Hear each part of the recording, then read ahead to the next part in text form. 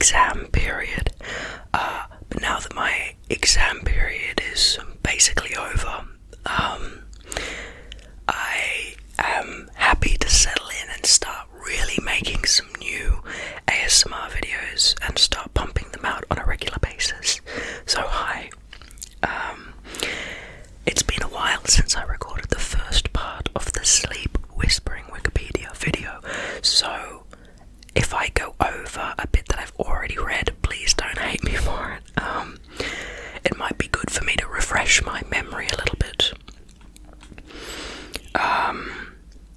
But anyway, the last thing I remember was talking about how China used to have multiple time zones and they shut it down to make it one time zone, which is super interesting to think about. If you have any topics you want me to whisper about, please leave them in the comments below, and please also say hi and check in with me. I love seeing who watches my videos on a regular basis. Now, let's talk about the distribution of sleep. In polyphasic sleep, an organism sleeps several times in a 24-hour cycle, whereas in monophasic sleep this occurs all at once. Under experimental conditions, humans tend to alternate more frequently between sleep and wakefulness, i.e. exhibit more polyphasic sleep if they have nothing better to do. Given a 14-hour period of darkness in experimental conditions, humans tended towards bimodal sleep with 2 sleep periods concentrated at the beginning and at the end of the dark time. Bimodal sleep in humans was more common before the Industrial Revolution. Of course, that will be due to the differing demands of the industrialized life and the invention of, electric candles and methods to keep people up late, stuff like that. Different characteristic sleep patterns, such as the familiarly so-called early bird and night owl, are called chronotypes. Genetics and sex have some influence on chronotype, but so do habits. Chronotype is also liable to change over the course of a person's lifetime. 7-year-olds are better disposed to wake up early in the morning than 15-year-olds. Chronotypes far outside the normal range are called Circadian rhythm sleep disorders. Let's talk about naps. The siesta habit has been recently associated with a 37% lower coronary mortality, possibly due to reduced cardiovascular stress mediated by daytime sleep. Short naps at midday and mild evening exercise were found to be effective for improved sleep, cognitive tasks, and mental health in elderly people.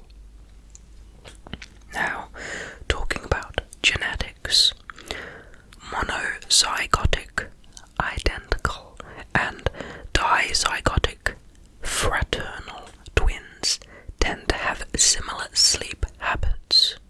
Neurotransmitters, molecules whose production can be traced to specific genes, are one genetic influence on sleep that can be analysed. The circadian clock has its own set of genes. Genes which may influence sleep include ABCC9, DEC2, dopamine receptor D2, and variants near PAX8 and VRK2. Quality. The quality of sleep may be evaluated from an objective and a subjective point of view.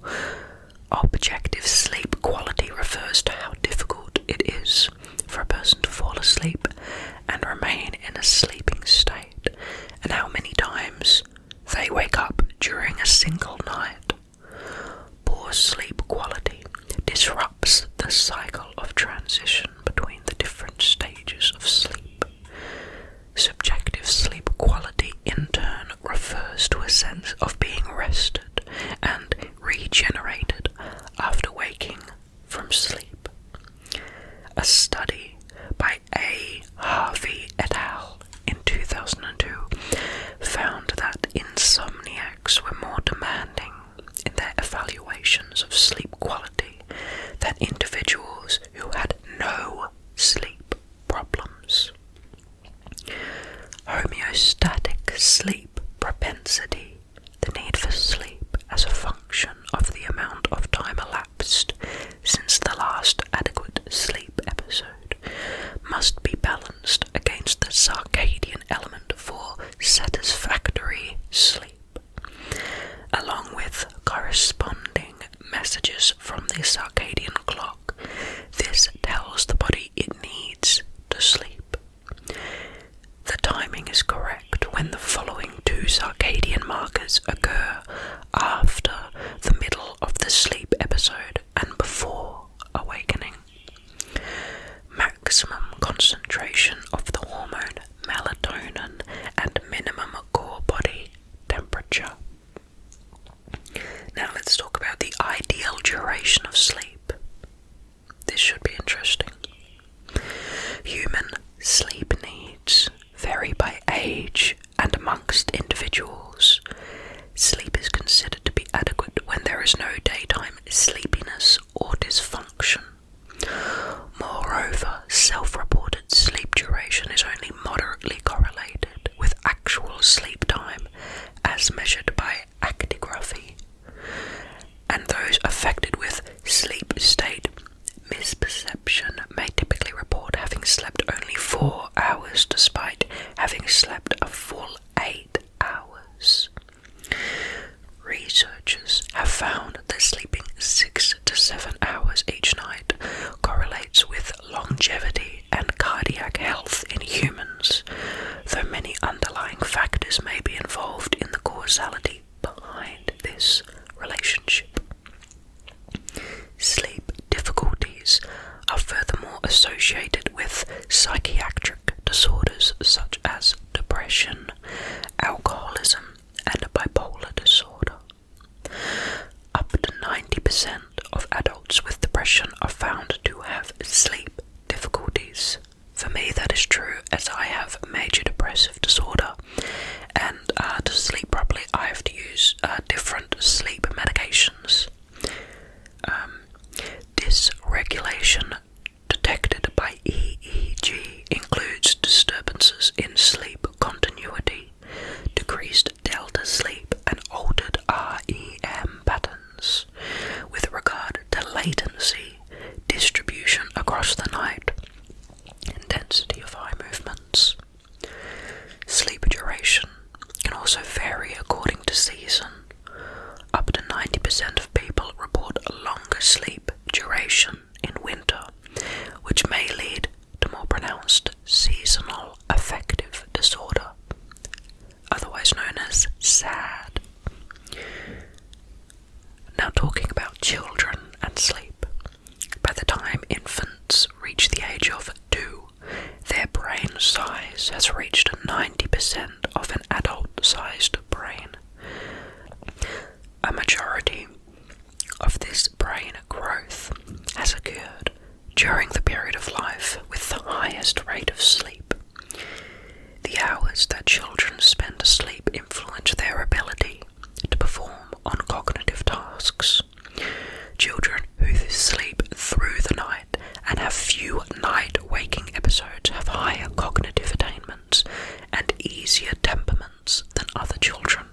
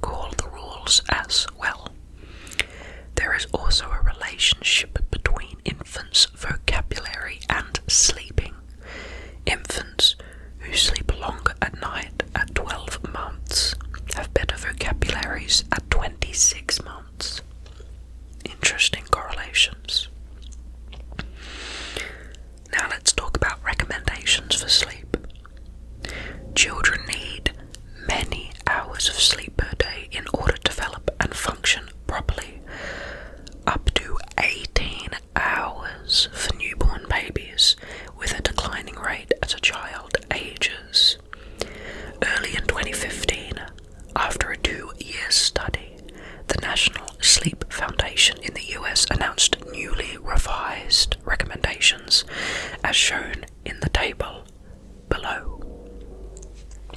Now, let's have a little look at the table. For newborns, which is 0 to 3 months, they want 14 to 17 hours. Infants, 12 to 15. Toddlers, 11 to 14. Preschoolers, 10 to 13. School-aged children from 5 to 12. 9 to 11. From 13 to 17 years. 8 to 10. From 18 to 64 years. 7 to 9. And 65 years and older. 7 to 8. Now, let's talk about functions of sleep. The human organism physically restores itself during sleep, occurring mostly during the slow wave sleep, during which the body temperature, heart rate, and brain oxygen consumption decrease. In both the brain and body, the reduced rate of metabolism enables countervailing restorative processes. The brain requires sleep for restoration, whereas these processes can take place during waking in the rest of the body. The essential function of sleep may be its restorative effect on the brain. Sleep is of the brain, by the brain, and for the brain. And this is a quote. This theory is strengthened by the fact that sleep is observed to be a necessary behavior across most of the animal kingdom, including some of the least evolved animals which have no need for other functions of sleep such as memory consolidation or dreaming. While awake, brain metabolism generates end products such as reactive oxygen species which may be demanding to brain cells and inhibit their proper function. During sleep, metabolic rates decrease and reactive oxygen species generation is reduced, enabling restorative processes. The sleeping brain has been shown to remove metabolic end products at a faster rate than during an awake state. The mechanism for this removal appears to be the glymphatic system. Sleep may facilitate the synthesis of molecules that help repair and protect the brain from metabolic end products generated during waking.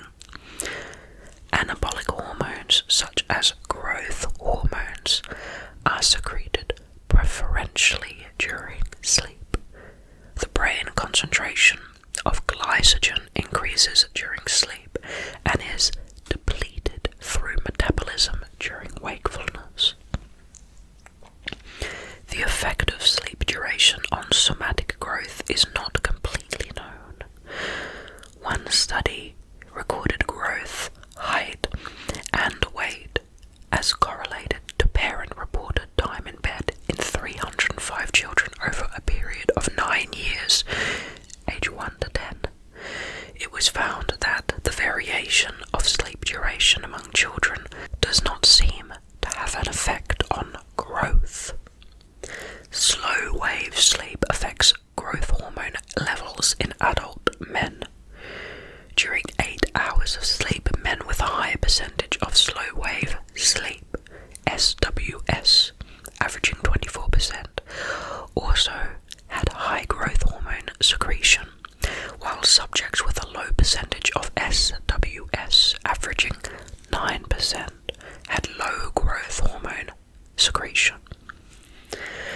Now talking about memory processing, it has been widely accepted that sleep must support the formation of longer-term memory and generally increasing previous learning and experiences recalls. However, its benefit seems to depend on the phase of sleep and type of memory. For example, declarative and procedural memory recall tasks applied over early and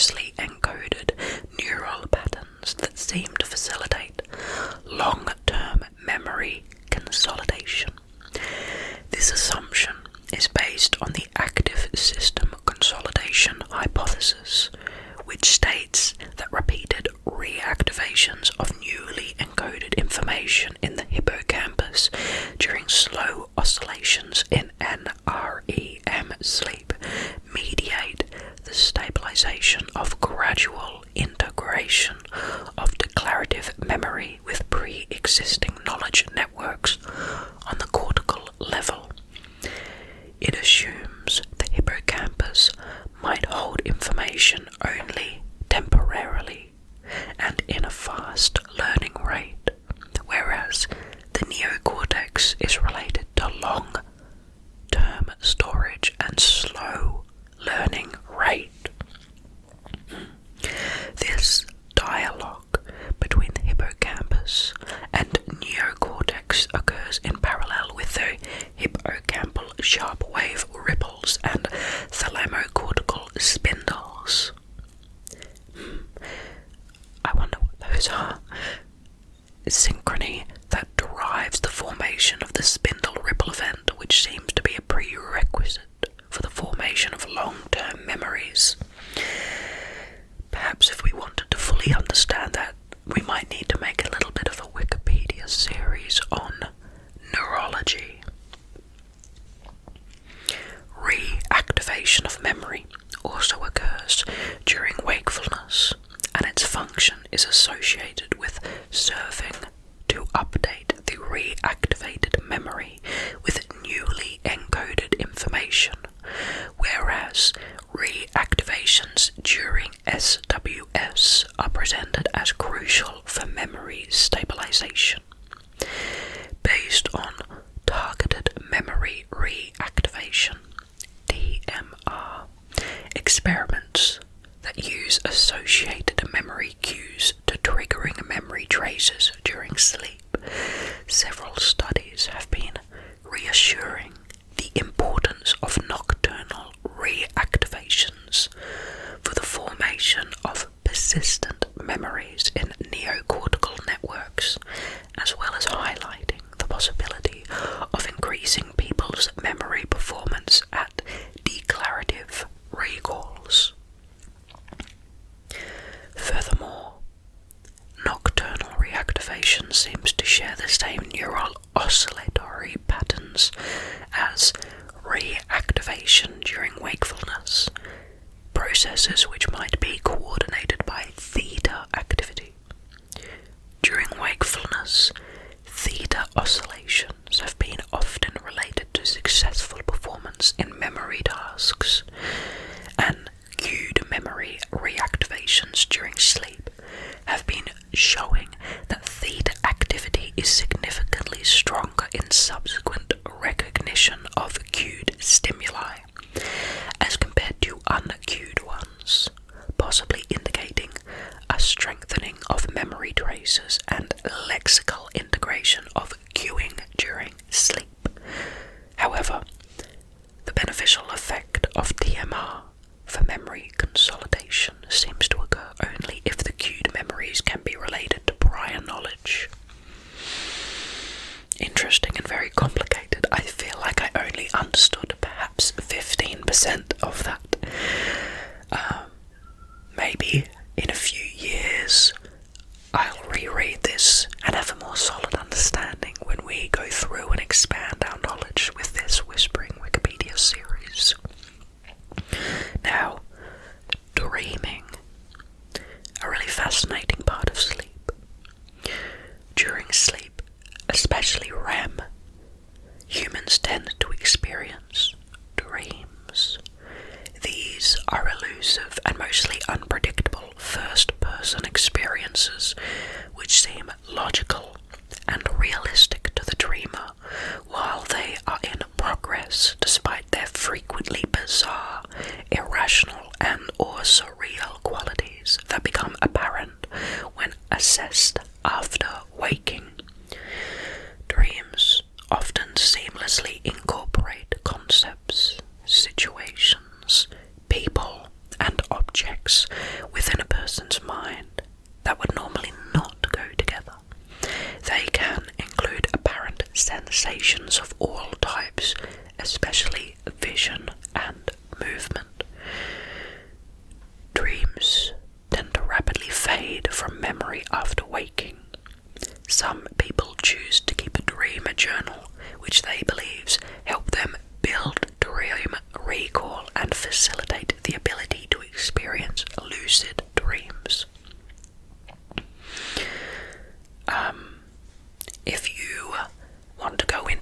lucid dreaming, I would actually advise you some caution, as I've done this in the past, and I also experienced sleep paralysis, and I know it's a very common experience to begin experiencing sleep paralysis once you start venturing into lucid dreaming. And sleep paralysis for some people is fine, but it can also be extremely terrifying and horrific. So, just know this. If you're looking into lucid dreaming, know that there is a possible side effect of paralysis, sleep paralysis, and proceed only with your own caution after being educated about the risks of sleep paralysis. Okay. People have proposed many hypotheses about the functions of dreaming. Sigmund Freud postulated that dreams are the symbolic expression of frustrated desires that have been relegated to the unconscious mind, and he used dream interpretation in the form of psychoanalysis in attempting to uncover these desires. Counterintuitively, penile erections during sleep are not more frequent during sexual dreams than during other dreams. The parasympathetic nervous system experiences increased activity during REM sleep, which may cause erection of the penis or clitoris. In males, 80 to 95% of REM is normally accompanied by partial or full penile erection, while only about 12% of men's dreams contain sexual content. Wow, I did not know that fact. That's interesting. John Allen Hobson and Robert McCarley propose that dreams are caused by the random firing of neurons in the cerebral cortex during the REM period. Neatly, this theory helps explain the irrationality of the mind during REM periods, as, according to this theory, the forebrain then creates a story. In an attempt to reconcile and make sense of this nonsensical sensory information presented to it, this would explain the odd nature of many dreams. Using antidepressants, acetaminophen, ibuprofen, or alcoholic beverages is thought to potentially suppress dreams, whereas melatonin may have the ability to encourage them. Yeah, so actually I've experienced on antidepressants, as I might have said earlier in this video, they do, I think the evidence says that they do suppress some dreams, but also before going on antidepressants, keep in mind that they do increase the vividity of dreams, how real dreams feel, and they do tend to make you remember your dreams for longer. So personally, when I was on my first 2 weeks of antidepressants, it was quite a intense experience, as I had many horrific dreams, and for a brief amount of time, like a week or something, I had difficulty telling what was a memory and what was actually a dream that had occurred, and this was quite a frightening experience, but you do adjust to it. So another word of caution from my personal experience and what I've seen attested by multiple others when I was studying this in my previous university course. Thank you so much for watching this video. I'm super happy to be back. I like this meditative time of my day where I can sit and talk to you, and I like talking to you because it makes me feel like, I have a friend who's interested in the same things as me and who I can express myself to and talk about and chat about stuff with. So thanks for being my buddy, and I hope that you had a nice pause, a nice break, a nice stop, a nice relax,